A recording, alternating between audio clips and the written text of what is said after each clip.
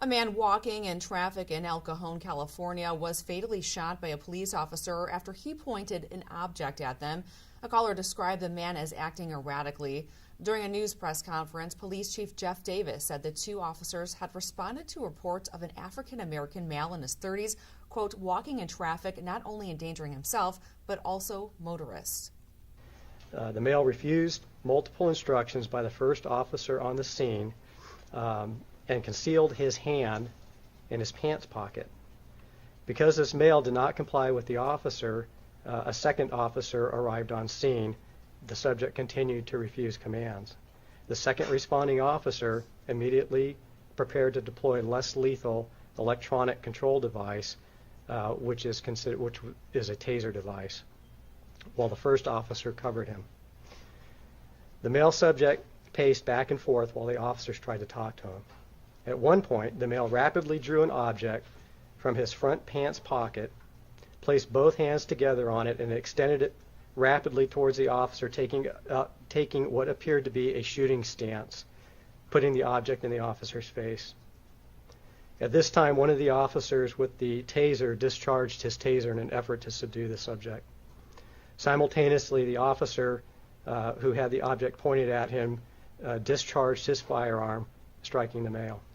Law enforcement confirmed the man's death in a statement but have not released his name. The statement said the officers involved had been placed on a 3-day administrative leave. That's a standard policy after police-involved shootings.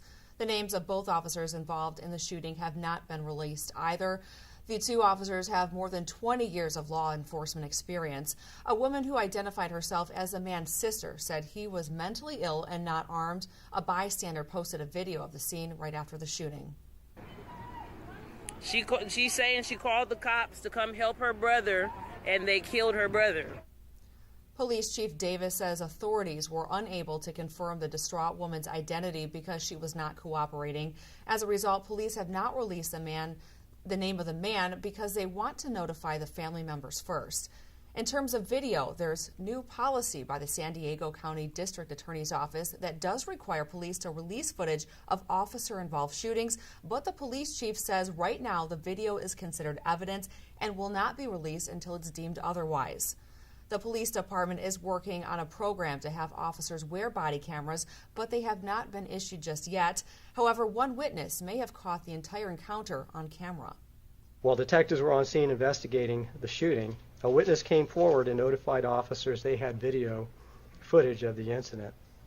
That witness voluntarily provided the cell phone video to the police department, giving written consent for the officers to view the video, and in fact she gave us the code to her cell phone to unlock it to get the video.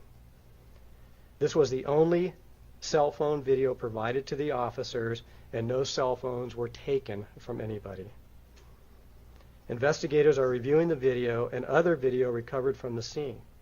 All video recovered so far in this investigation so far coincides with the officers' statements.